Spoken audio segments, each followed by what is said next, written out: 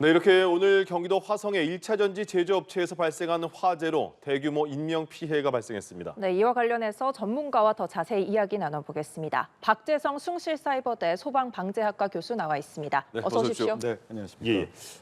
소방당국에서 조금 전 8시에 브리핑한 게 지금까지는 마지막 최근 브리핑이잖아요. 네. 거기서 사망이 22명이고 중상 2명, 경상 6명, 총 30명의 사상자가 발생했고 한 명은 연락 두절해서 지금 확인하고 있는 것 네, 같습니다. 그렇습니다. 이렇게 인명피해가 많이 난 원인 어떻게 파악해야 될까요? 아무래도 이게 일반 건축물에서 발생한 화재가 아니라 리튬 전지를 생산하는 그런 공장에서 발생한 화재이고요. 무엇보다도 이번에 화재가 발생한 2층 같은 경우에는 3만 5천 개 정도가 이제 생산이 된 지금 포장 상태에 이제 있는 전지가 쌓여 있는 상태에서 화재가 발생을 했기 때문에 예. 리튬 전지 같은 경우는 한번 화재가 발생하면 열폭주 현상이 발생을 합니다. 그러니까 우리가 이제 전기차 화재가 발생을 할 때 화재 진압이 어려운 것 중에 하고 화재가 급속도로 확산되는 원인 중에 하나가 열폭주라는 얘기를 참 많이 합니다. 예. 이 리튬 전지 같은 경우는 배터리 내부에서 연쇄 화학적 반응에 의해서 화재가 급속도로 폭발적으로 이제 확대가 되는 그러한 어떤 특징을 갖고가 있습니다.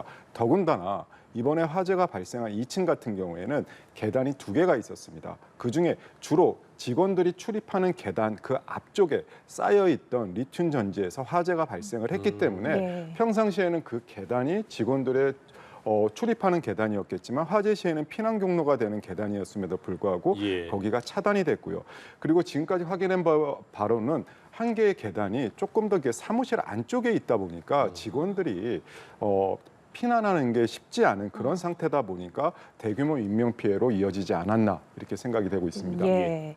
또 소방당국이 8시 브리핑에 따르면 현재 연락이 두절된 한 명이 아직까지 수색 작업을 계속 벌이고 있습니다. 그렇습니다. 이제 해가 져서 조금 제법 어두워졌는데 앞으로 수색 작업 어떻게 진행될까요? 네, 지금까지 제가 좀 전에 이제 들어오기 전까지 확인해 본 바로는 소방이 이제 대대적으로 3차 수색 작업을 마친 거로 알고 있습니다. 1차, 2차 수색 작업을 마쳤고 3차 이제 수색 작업을 지금 좀 전까지 이제 하고 있었다라고 이렇게 되어 있는데 이제 우리나라에서 이제 동원 가능한 이제 소방청의 중앙 119 구조대가 있고요. 그리고 경기도 같은 경우는 경기 소방재난본부에 특수구조단이 있고 또 이제 화성소방서 구조대가 있는데 우리나라에서 가장 전문화된 이제 구조대입니다. 그 예. 구조대가 전체적으로 다 투입이 돼서 1차, 2차, 3차 수색까지 이제 마친 거의 마쳤다라고 하고 있고요. 이 건물 같은 경우는 일반적인 물류 창고보다는 공장 규모가 이렇게 크지 않고 격벽이나 이런 것들이 복잡하지 않기 때문에 소방 구조대원들이 일시에 들어가서 지금 전체적으로 수색을 하고 있는 상황이고 아무래도 이제 야간이 되게 되면 시야라든지 여러 가지 이제 어려움 점이 있기 때문에 이제 더욱더 이제 안전이라든지 이제 전지라든지 뭐 이런 어떤 전등이라든지 이런 부분들을 램프라든지 가지고서 이제 안정장치를 갖고 이제 수색을 하고 있는 걸로 알고 있습니다. 예. 예. 초반에 소방이 발표한 바로는 2층에 21분이 계시다 네. 이렇게 했는데 마지막에 다 이제 뭐 그 상황을 정리한 것처럼 됐었는데 한 분을 그 회사 측에서 한 분 연락이 안 된다. 네. 그래서 추가로 이제 지금 수색하고 있는 거잖아요. 네, 그렇습니다. 예. 그분을 지금 정확하게는 이제 실종자가 아니라 연락 두절자라고 이제 봐야 되는 것입니다. 예, 이제 예. 그분이 정말 그 안에서 실종이 되어 있을 수도 있고 아니면 그 안에 없는 상태에서 연락이 두절될 수가 있기 때문에 그렇다 하더라도 이제 소방 같은 경우는 혹시라도 안에 이제 그분이 있을 수가 있기 때문에 예. 아까 좀 전에 말씀드렸던 것처럼 전체적으로 동원 가능한 구조대들 갖고 이제 그 대폭적인 그런 수색 구조 작업을 하고 있는 것이죠. 예. 소방에서는 마지막 한 분까지 최선을 다하는 모습을 그렇습니다. 보여주고 있는 거잖아요. 네, 맞습니다.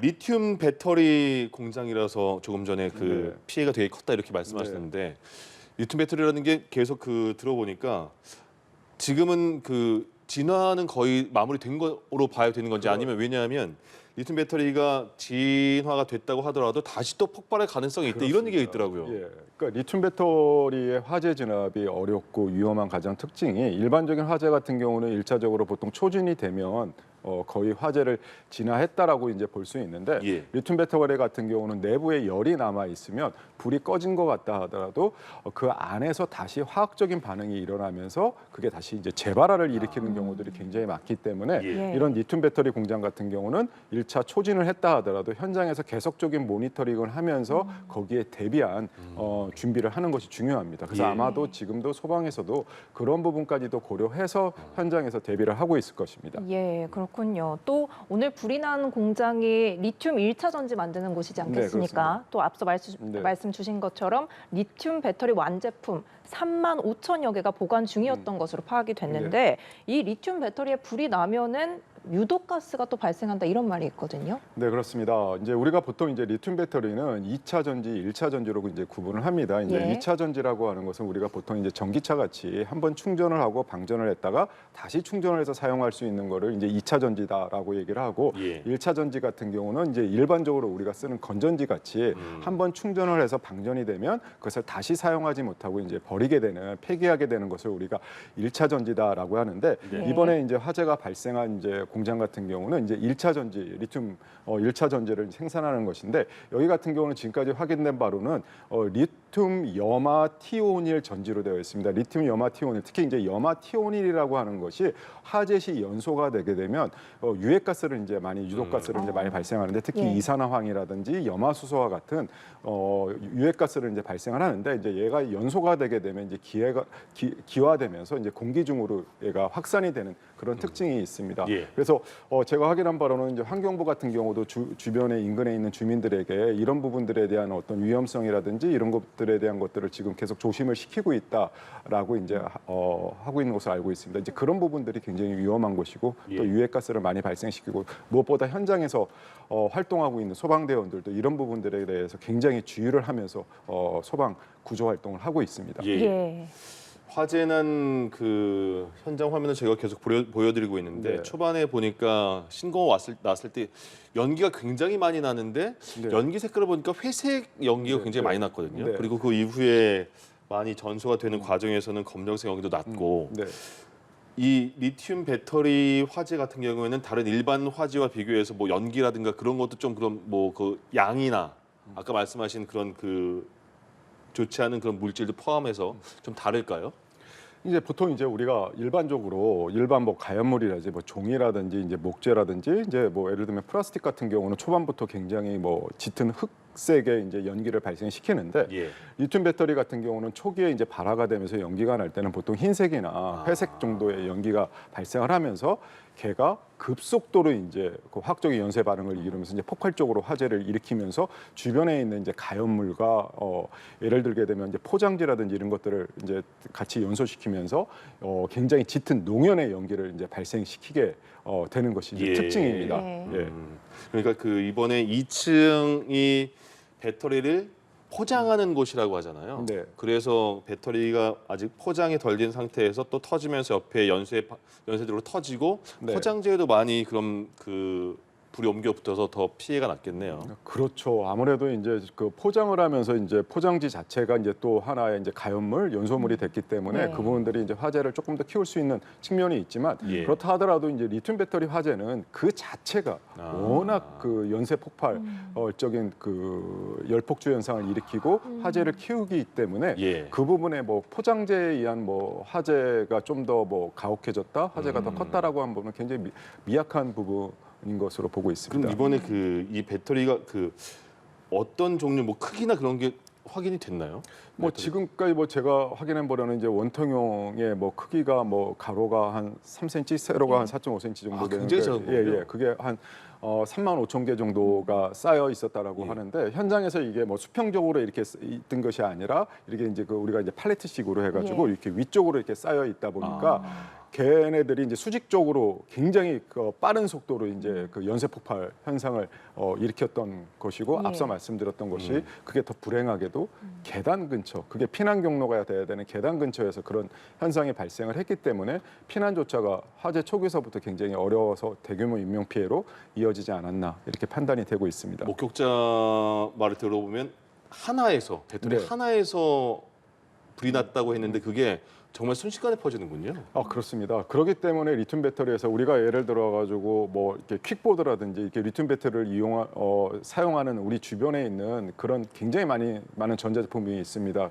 예를 들면 뭐 노트북 같은 경우도 있고 예. 휴대폰 같은 경우도 있고 이거는 단지 하나의 배터리에서 화재가 발생했을 때도 걔가 갑자기 지지지지 하면서 하다가 갑자기 펑 하면서 폭발을 하면서 굉장히 화재를 빨리 키우는데 여기 같은 경우는 뭐 3만 5천 개 정도의 이거는 이제 특히 이제 군용 배터리였거든요. 예. 그러다 보니까 뭐 어마어마한 화재의 그 확산, 폭발적인 화재 확산 속도를 보였던 것이죠. 예, 앞서 말씀을 주신 것처럼 이렇게 폭발하면서 연기나 가스가 이 소방대원들이 인명구조나 수색 활동하면서 시야를 가리거나 하면서 조금 불편함도 있었을 것 같은데요. 네. 앞으로 이 수색 작업에서 소방대원들의 안전 확보도 무엇보다 또 중요하지 않습니까? 또 어떻게 진행이 될 거라고 보시나요? 그렇습니다. 이제 초기에 소방대원들이 출동을 했었을 때도 아마 이제 현장에 바로 내부로 진입을 할 수가 없습니다. 예. 그러다 보니까 소방대원들이 주로 이제 처음에는 연소 확대 방지하고 외부에서 이제 냉각 소화 정도 작업을 했다가 어느 정도 이제 열폭주 현상이 하고 폭발적인 화재가 이제 좀 진행이 되고 나서 이제 내부에 본격적인 화재 진압을 하는데 예. 우리가 문제는 이 건물 같은 경우는 지금 철골조 건물이고 이제 외부 이제 지붕이라든지 벽체 같은 경우는 이제 샌드위치 패널을 사용하고 있는 것으로 알고 있습니다. 이 정도 규모가 되면 건축법에 의해서 내화 구조 대상이 되는데 보통 이제 이 정도 규모 건축물 같은 경우는 내화 한두 시간 정도의 내화 시간, 그러니까 즉 화재의 한두 시간 이상은 그 건물이 기둥이나 보나 주요 구조부가 버텨줘야 된다라고 하는 것인데 지금 화재 같은 경우가 한두 시간 이 건물이 아마 내화로 최소한 버텨줘야 될 시간 이상으로 지금 화재 지속 시간이 됐던 것으로 되고 있습니다. 예. 이런 경우에는 이제 이 건물이 붕괴가 될 수도 있는 우려가 있기 때문에 이런 이제 건물의 붕괴가 위험성이 있는지 구조적인 안전 진단을 지속적으로 해가면서 예. 이 부분들에 대한 이제 그 소방이 이제 구조 작업이라든지 후속적인 소방 활동을 할 필요가 있겠습니다. 예, 안전에 또 각별히 신경을 써가면서 수색 작업을 해야 네, 할 것 그렇습니다. 같습니다.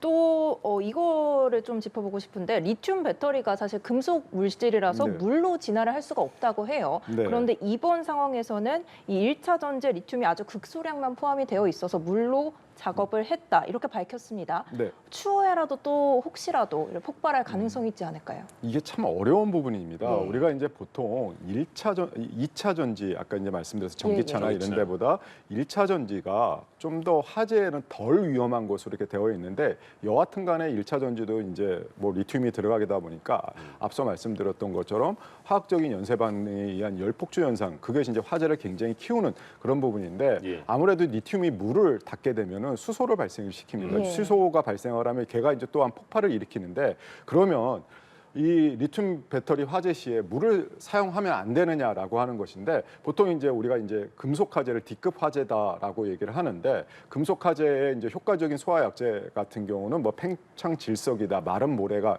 이제 효과적인 화재 진압 장비다라고 하는데 그런 것들은 예. 이제 대규모로 우리가 보관하고 대규모 화재 시에 사용하는 것들이 굉장히 어렵죠. 어렵습니다. 예. 그래서 이제 물을 사용할 수밖에 없는 것이고 이번에도 이제 주불 같은 경우는 물을 사용해서 이제 화재를 진압을 하게 된 것인데 예. 그러면 우리가 이 리튬 화재 시에 물을 사용했을 때 위험성하고 효과성 측면을 봤었을 때 위험성보다는 효과성이 더 크다라고 봤었을 때 이제 물을 사용해서 이제 화재를 진압할 수밖에 없는 것인데 예. 여하튼 간에 이제 이 리튬 배터리에 의한 화재가 계속적으로 이제 발생을 하고 한 번 발생을 하면 굉장히 많은 피해를 일으키고 있기 때문에 이런 부분들에 대한 효과적인 소화 장비라든지 기구라든지 이런 것들은 지속적으로 지금 연구가 되고 개발이 되고 있는 상황입니다. 예, 그렇군요. 또 네. 화재가 난 공장이 최근 소방 시설에 대한 점검, 네. 자체 점검을 한 뒤에 이 소방 당국에 양호하다라고 통보를 한 것으로 확인됐다는 보도가 또 나왔습니다. 네.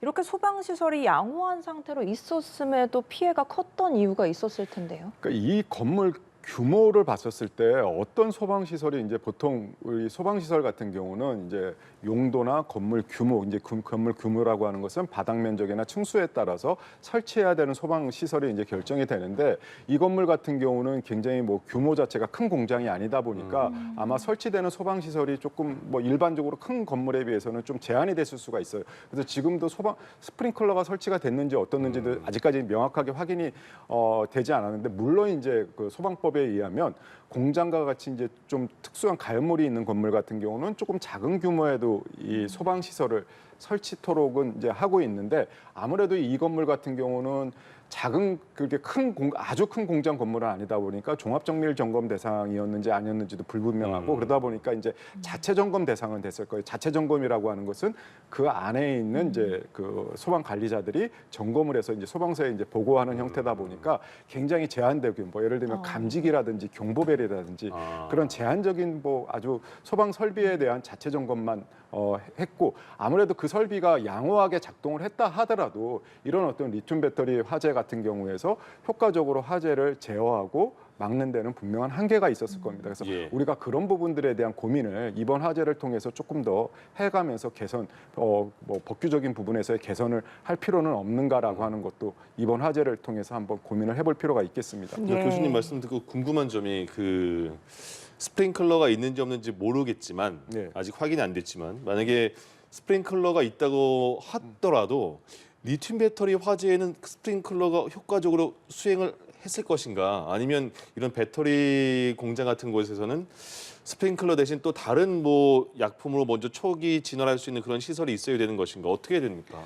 그러니까 이게 참 어렵습니다. 그러니까 만약에 예를 들어서 이번에도 리튬 배터리가 바닥에 뭐 소수가 이게 있었으면 보통 우리가 이제 전기차 화재 때도 그냥 물을 뿌리면 안 되고 보통 물에 담궈야 된다고 해야 돼서 그래서 이제 급속하게 냉각을 시켜야지 이제 완전한 화재 진화를 할 수가 있다라고 하는데 얘도 마찬가지입니다. 그러니까 얘도 그냥 뭐 물을 단순하게 뿌려가지고 화재를 진압할 수 있는 것이 아니라 밑에 있으면 완전하게 물에 담궈서 화재를 진화를 할 수가 있는데 우리가 이제 보통 이제 스프링클러 같은 경우는 헤드 하나에 1분당 80리터 정도의 물이 나옵니다. 그러면 이 밑에 이제 소수의 그 리튬 배터리가 있다면 효과적인 화재 진압을 할 수가 있었겠지만 이번과 같이 35,000개가 있었을 때 단순하게 이 스프링클러 헤드로 효과적으로 화재를 진압할 수 있었을까라고 하는 거에는 좀 의문이 가고요. 물론 화재가 뭐 성장하는 데서 일부의 제어를 할 수는 억제는 할 수 있지 않았을까라고 하는 그런 고민은 되는데 지금도 이런 리튬 배터리 화재에서 과연 어떤 부분의 소화 시설이 효과적이고 물론 아까 말씀드렸던 것처럼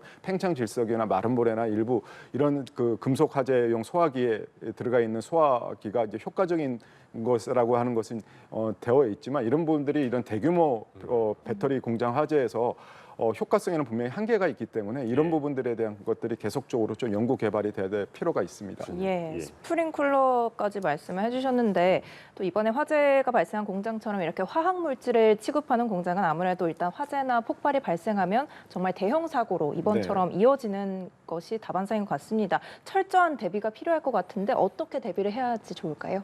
그렇습니다. 이게 단순하게 소방 시설만을 잘 설치한다라고 하는 거에서는 분명한 한계가 있습니다. 앞서 말씀드렸던 것처럼 분명히 얘는 워낙 한번 화재가 발생하면 열폭주 현상을 일으키면서 굉장히 어마어마한 화재 가혹도를 이제 갖고 있기 때문에 그러니까 이 리튬 배터리라든지 이런 배터리를 대량으로 보관하는 데서 과연 어떤 부분의 소방 시설이 효과적인가라고 하는 부분에 계속적인 연구 개발도 필요하고 또한 건축 구조적으로 봤었을 때 관리적인 부분에서도 필요합니다. 그러니까 얘를 너무 한꺼번에 많은 양을 한정된 장소에 보관을 하게 되면 걔가 어렵겠죠. 그러니까 좀 더 얘를 분산시키고 좀 구획된 공간 안에 조금 더 함으로써 일단 화재가 발생하더라도 그 화재가 어느 정도 공간에서 한정이 될 수 있도록 우리가 이거를 이제 연소확대 방지 방화 구획이라고 하는데 이런 부분 그리고 이제 생산하는 공장 같은 경우에서도 이런 부분들이 생산이 됐었을 때 조금 더 그 대량적으로 많이 보관하기보단 즉시적으로 출하가 되면서 얘네들이 많이 쌓여 있지 않은 그런 관리적인 소방 안전 관리적인 부분 그리고 이제 생산 관리적인 부분까지도 같이 연계해서 좀 더 안전 관리 방안을 가져가야 되지 않을까 이렇게 생각이 됩니다. 네, 지금까지 박재성 숭실사이버대 소방방재학과 교수와 함께했습니다. 오늘 말씀 고맙습니다. 고맙습니다. 네, 감사합니다.